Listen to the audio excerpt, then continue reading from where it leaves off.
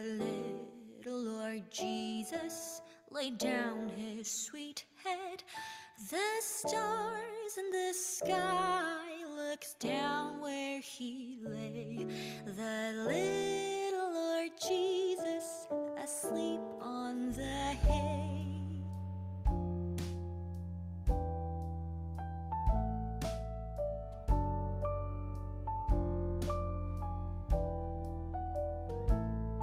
Be near me, Lord Jesus, I ask thee to stay close by me forever and love me, I pray. Bless all the dear children in thy tender care, and take us to heaven to live with thee there.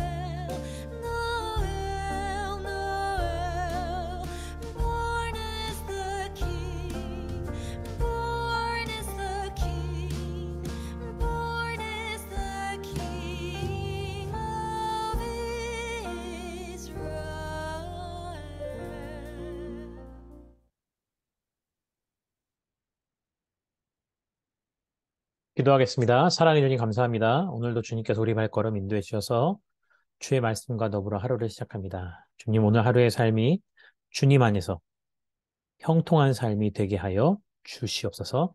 예수님의 이름으로 기도드립니다. 아멘. 말씀 봉독하겠습니다. 본문 말씀은 전도서 10장 1절부터 11절까지의 말씀입니다. 전도서 10장 1절부터 11절까지의 말씀입니다. 우리 함께 한 목소리로 봉독하겠습니다. 죽은 파리들이 향기름을 악취가 나게 만드는 것 같이 적은 우매가 지혜와 존귀를 난처하게 만드느니라. 지혜자의 마음은 오른쪽에 있고 우매자의 마음은 왼쪽에 있느니라. 우매한 자는 길을 갈 때에도 지혜가 부족하여 각 사람에게 자기가 우매함을 말하느니라. 주권자가 내게 분을 일으키거든 너는 내 자리를 떠나지 말라. 공손함이 큰 허물을 용서받게 하느니라. 내가 해 아래에서 한 가지 재난을 보았노니 곧 주권자에게서 나오는 허물이라. 우매한 자가 크게 높은 지위들을 얻고 부자들이 낮은 지위에 앉는도다. 함정을 파는 자는 거기에 빠질 것이요 담을 허는 자는 뱀에게 물리리라. 돌들을 떠내는 자는 그로 말미암아 상할 것이요 나무들을 쪼개는 자는 그로 말미암아 위험을 당하리라. 철 연장이 무디어졌는데도 나를 갈지 아니하면 힘이 더 드느니라. 오직 지혜는 성공하기에 유익하니라. 주술을 베풀기 전에 뱀에게 물렸으면 술객은 소용이 없느니라. 아멘. 오늘 전도서 10장 1절부터 11절까지의 말씀을 가지고 함께 은혜를 우선 1절에는요. 죽은 파리들이 향기름을 악취나게 한다라고 표현하고 있죠. 우리가 음식을 먹다가 거기에 너무 지저분한 특히 곤충과도 같은 것이 빠지게 된다면 아마 먹기 힘들 것입니다. 식당에 가서 돈을 주고 사 먹었는데 거기에 도무지 상상할 수도 없는 이물질이 들어가 있다면 우리는 당연히 주인을 불러서 바꿔달라고 그러겠죠. 죽은 파리 하나가 아주 귀한 향기 나는 그 기름도요, 사실 악취가 나게끔 만들기도 합니다. 그래서 우리는 돼지에게 진주를 주지 말라는 것도 그 진주의 반짝이는 가치가 돼지에 의해서 가리워질 수 있기 때문인 거죠. 때로는 한 가지의 실수, 한 가지의 요소 때문에 나머지 모든 것을 다 버려야 되고 다시 시작해야 되고 하는 경우도 우리가 인생을 살아가다 보면 우리는 여러 번 경험하게 됩니다. 그래서요, 이 죽은 파리는 1절 하반부에 보면 적은 우매가 지혜와 존귀를 난처하게 만드느니라는 표현과도 같이 한 번의 어리석은 한 사람으로 인해서 또한 공동체는 큰 어려움을 당할 수도 있다라는 것입니다. 계속해서 2절을 보면요. 지혜자의 마음은 오른쪽에 있고 우매자의 마음은 왼쪽에 있다. 우리가 이 말씀을 이해하려면요. 성경적인 가치관에 대해서 또 그 당시의 문화에 대해서 우리는 살펴봐야 할 것입니다. 성경은요. 기본적으로 오른쪽이라는 것은 굉장히 선한 의미와 바르다는 의미를 가지고 있습니다. 왼쪽은 때로는 악하다는 의미와 선하지 않은, 올바르지 않은 의미를 가지고 있죠. 그래서 영어를 보면요. 오른쪽을 right라 그러죠. 이 뜻은 오른쪽이라는 뜻도 있지만 옳다, 바르다라는 뜻도 있는 것을 보면 영어와 또 히브리적 사고의 가치관이 비슷하다는 것을 알 수 있습니다. 지혜자의 마음은요, 항상 하나님이 기뻐하시는 곳을 향하고 있다라는 거죠. 그런데 지혜롭지 않은 어리석은 자는요, 그가 아무리 동기가 선하다라고 자기 입으로 말을 하더라도 또 겉으로는 선한 모습을 갖추고 있는 것처럼 가장한다 할지라도 결국은 어리석은 자들은 그들의 삶의 과정도 결론도 올바르지 않은 곳으로 갈 수밖에 없다라는 것입니다. 예전에 사역하면서요, 어떠한 분이 자기의 모임에 성경적인 명분을 내세우기 위해서 배너를 하나 만들었습니다. 그 배너에 쓰여진 말씀이 어떠한 뜻인지 제대로 모르고 그저 두세 사람이 모이는 곳에 하나님이 함께한다라는 글씨를 적어두어 자신의 모임에 명분을 내세우려고 했죠. 그때 저는 용기 있게 가서 가르쳐 주었습니다. 두세 명이라는 것은 단순하게 숫자만 의미하는 것이 아니다. 어떠한 두세 명인지가 더 중요한 것이라는 것을 가르쳐 준 적이 있습니다. 이처럼요, 올바르지 않은 목적과 방법을 가지면 결국은 올바르지 않은 결과가 있을 수밖에 없다라는 것을 우리는 기억해야 합니다. 또 3절을 보면요. 우매한 자는 길을 갈 때에도 지혜가 부족하여 각 사람에게 자기가 우매함을 말한다는 거죠. 우리 속담에 이런 말 있죠? 안에서 새는 바가지, 바깥에서도 샌다라는 거. 우리가 때로는요, 신앙생활을 할 때요, 얼굴에 가면을 쓰고 생활하는 것과 같은 모습을 보일 때가 있습니다.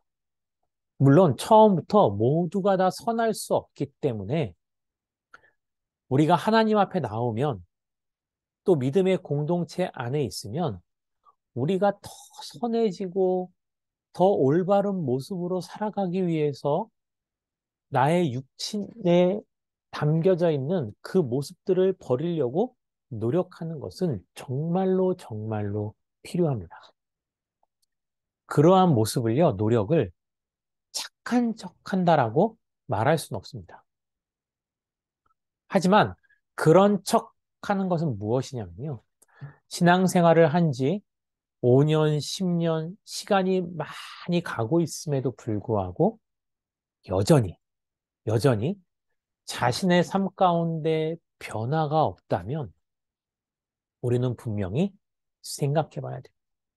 내가 아직도 그저 하나님의 자녀인 척만 하고 살아가는 것은 아닌지.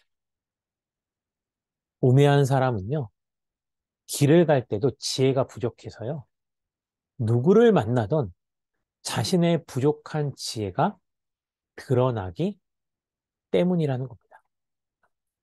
사절에서는요, 주권자가 내게 분을 일으키거든 너는 내 자리를 떠나지 말라는 거죠. 공손함이 큰 허물을 용서받게 한다라는 겁니다. 우리가 흔히 이런 말도 있죠. 절이 싫으면 중이 떠난다. 이 말을 들었을 때 이것을 핑계 삼아 자기가 속한 공동체가 자기 마음에 들지 않아서 너무나도 쉽게 그 공동체를 떠나버리는 모습이 요즘 시대에 아주 흔한 모습입니다. 공동체에 대한 소속감이 없는 거죠. 최근에 두 나라 간의 전쟁을 보게 됩니다.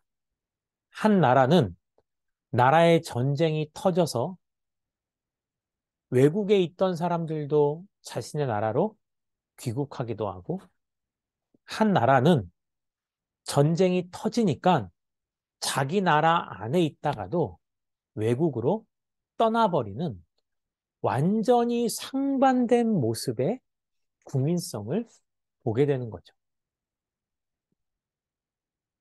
우리는요, 때론 인생을 살아가다 보면 우리를 책임지고 있는 권한을 가진 사람이 분명히 있습니다. 그 권위자가요, 하나님이 아니기 때문에 때로는 실수할 수도 있고 부족할 수도 있습니다. 그러한 때 우리는 너무나도 쉽게 그 공동체와 그 권위자를 버리거나 포기하는 것이 아니고요.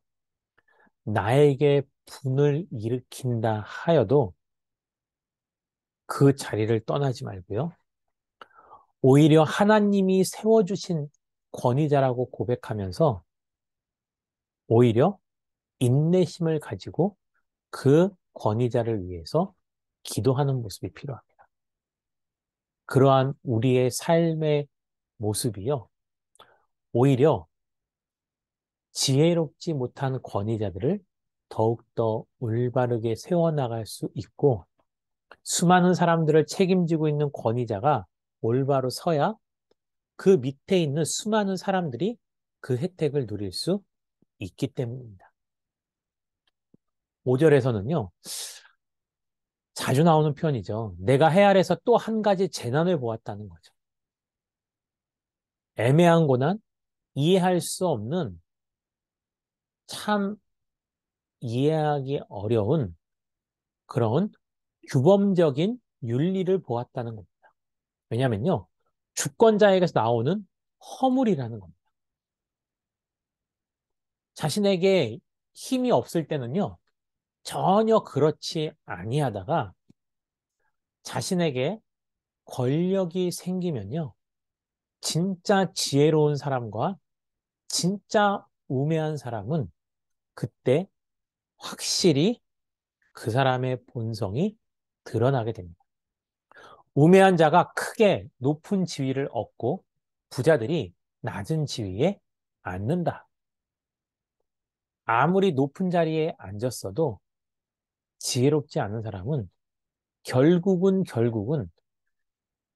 더 낮고 낮은 곳으로 좌천될 수밖에 없습니다. 그런데요, 어떻게 봤을 때는요, 우리가 우매하다라고 하는 자들은 더 높은 곳으로 올라갈 때도 있다라는 거죠. 그래서 지혜롭다라는 것과 우매하다라는 것은 각기 상반된 과정과 결과를 가져오기도 한다라는 거예요. 8절에 보니까요. 함정을 파는 자는 거기에 빠질 것이라는 거죠. 자기가 파놓은 함정에 자기가 빠진다. 오늘 말씀을 보면요. 우리나라의 오래된 속담과 거의 흡사한 의미를 갖고 있는 말씀이 많이 나와 있죠. 왜 그럴까요? 인류에게는 보편적인 삶의 경험이라는 것이 있다라는 거죠. 어떤 이는요, 자기가 더 편하고 넓기 위해서 담을 얼지만, 담이 있어야만 해로운 것으로부터 자신을 보호할 수 있는 것인데, 짧은 생각으로 담을 허물게 되면 결국은 해로운 것들이 나에게 해를 입힐 수 있다라는 거죠. 그래서 남을 위해 함정을 팔 때도 그것이 내게 유익하지 않을 수도 있고, 나를 위해 담을 헐어버리는 것도 내게 유익하지 않을 수 있다라는 겁니다. 계속해서 9절은요. 돌들을 떠내는 자는 그로 말미암아 상할 것이요. 나무들을 쪼개는 자는 그로 말미암아 위험을 당하리라.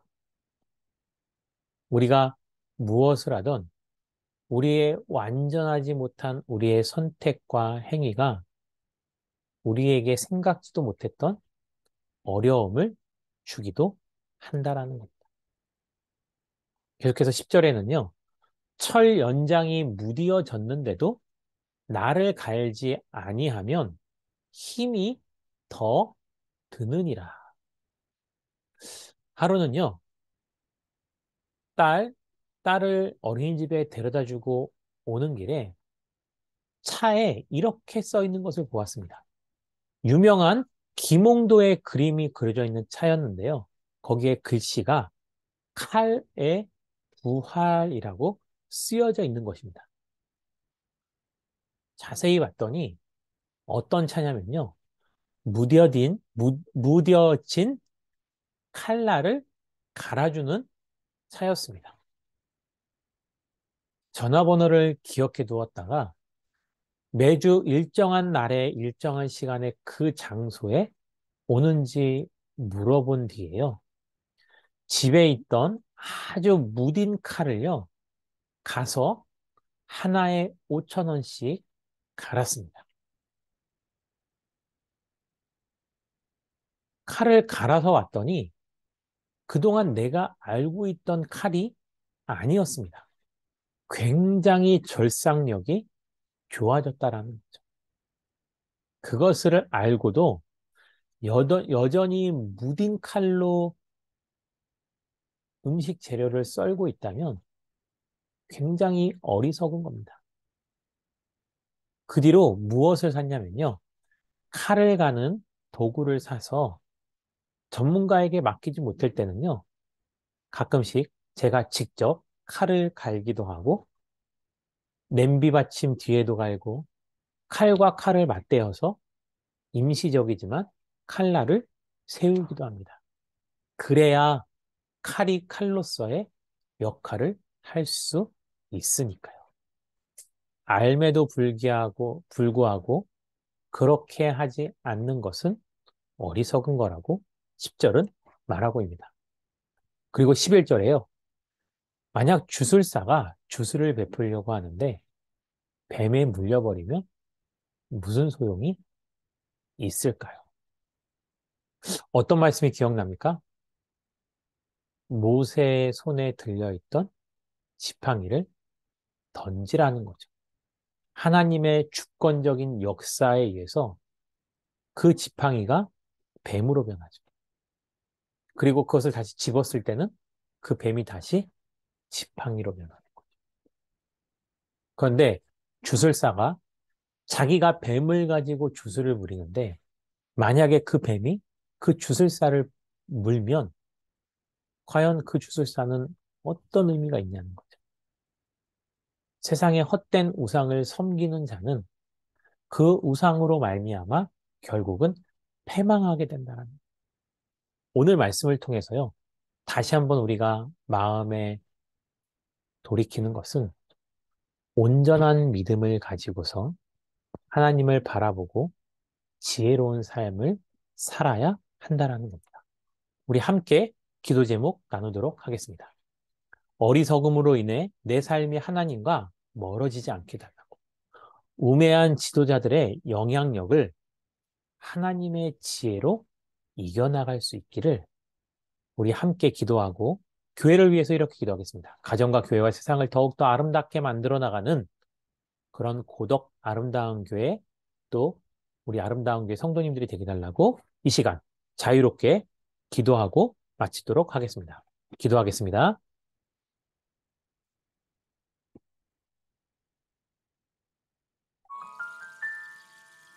Away in a manger, no crib for a bed, the little Lord Jesus laid down his sweet head. The stars in the sky looked down where he lay, the little Lord Jesus asleep on the hay.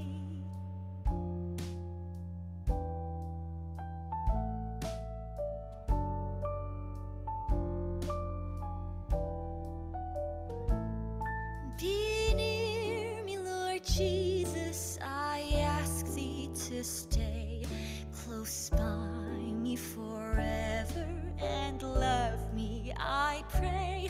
Bless all the dear children in thy tender care and take